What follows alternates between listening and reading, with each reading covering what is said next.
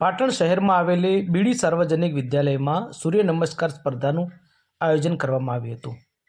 તાજેતરમાં જ શાળા કક્ષાએ સૂર્ય નમસ્કાર સ્પર્ધાનું આયોજન થયું છે, જેમાં વિજેતા થનાર વિદ્યાર્થીઓ તાલુકા કક્ષાની સ્પર્ધામાં ભાગ લેવા જવાના છે। ત્યારે પાટણની જાણીતી બીડી સાર્વજનિક વિદ્યાલયમાં પણ સૂર્ય નમસ્કાર સ્પર્ધાનું સુંદર રીતે આયોજન કરવામાં આવ્યું હતું। અમે આપને બતાવી રહ્યા છીએ દ્રશ્યો, જેમાં બીડી સાર્વજનિક વિદ્યાલયમાં સૂર્ય નમસ્કાર સ્પર્ધાનું આયોજન કરવામાં આવ્યું છે।